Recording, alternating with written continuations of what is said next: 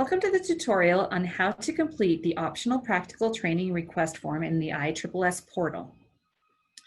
So the purpose of this request form is for you to provide the documents to us that you will eventually be sending into the U.S. Customs and Immigration Services Agency, who will then adjudicate your request for employment authorization.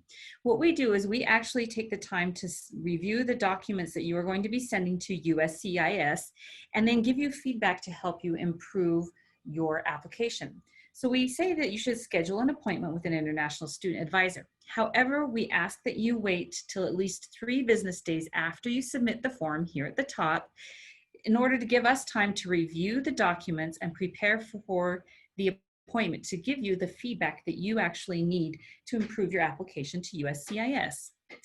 Now in here, what we have here is instructions and information on the forms that you need to provide as part of this application. We always suggest that you use the information in these forms.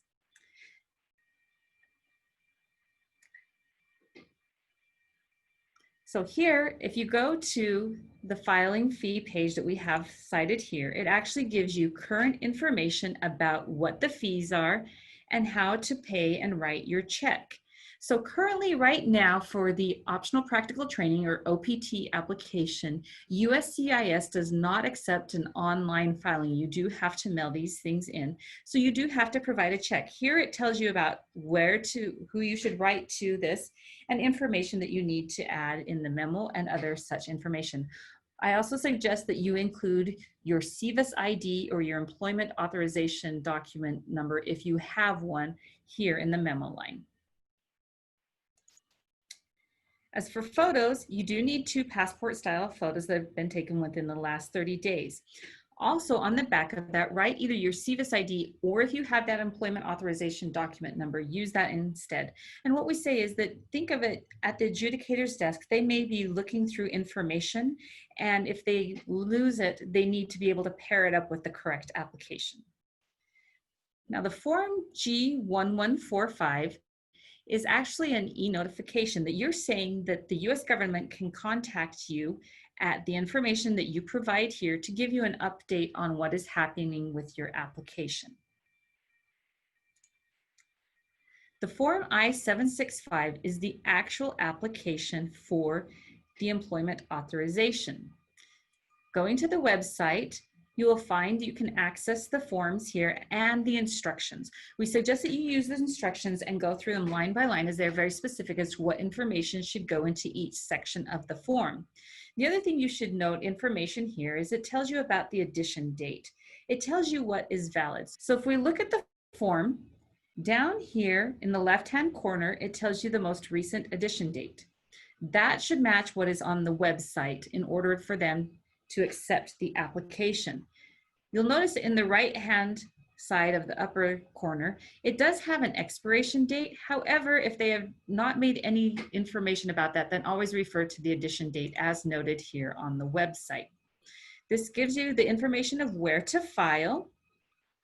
This should match what's in our learning content that I'll show you in a minute. However, this is what we always refer to, and this is going to be the most accurate. When in doubt, refer to the government's websites over any information in our portal.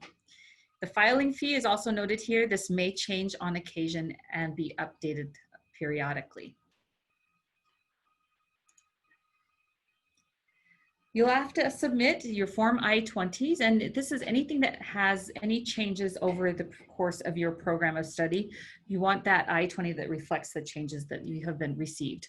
You also need to provide an I-94 showing your most recent entry into the country. So if you go to the website, just go down to get your most recent Form I-94, consent, and then provide the information that will allow you to obtain your most recent Form I-94. Your visa and entry stamp are not required to be sent as part of your application. Nonetheless, as immigration advisors, we want to review that and make sure that everything is working to your benefit and give you any advice accordingly. You do have to send a copy of your passport, and if you've received an employment authorization document previously, you do need to send a copy of that as well. These are copies. You do not send any originals. You will not receive anything back from USCIS if you filed the application correctly. You can upload all of this information down here through the attached documents and just indicate which is which form that you're uploading so we can match it and review it quite quickly. Here in the learning content, we actually give you additional information to help. The first one talks about those forms again, and then it tells you where you can file your application based on where you live. Now, we've had a question of some people saying, I know that I'm from Utah State University, but right now I'm actually living in XYZ state. Again, this is based on where you live. And so if you're currently residing in Alabama, then you would actually file it in the USCIS Dallas lockbox rather than the Phoenix lockbox, which corresponds to Utah. Also in the learning content, we have OPT guidelines. This just talks about general information about OPT when you're eligible for it. It talks about pre-completion and post-completion OPT.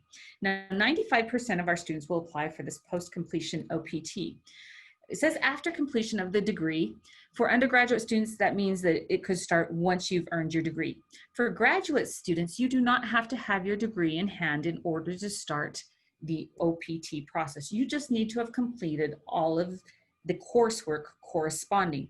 So if you are only doing research and you have an opportunity just in the semester before you do your defense date, there may be some options with that. Otherwise, you would apply for the pre-completion OPT if you're still working on your coursework. However, one thing to consider is that if you do apply for the pre-completion OPT, once you earn your degree or finish your program of study, we do have to have you reapply for the post-completion OPT, and you would have to pay the fees and go through the same process. So again, most likely we'll consult with you in these rare cases, but most likely you're doing this post-completion OPT. Now you're going to go ahead and you're going to say that you understand certain information that corresponds to OPT and your responsibilities as such. And then for the OPT graduate, we just want to make sure that you have the job offer and how we advise you regarding your current status. Questionnaires. We always ask you about the student address and personal information, and so we need to make sure that that is current in SEVIS.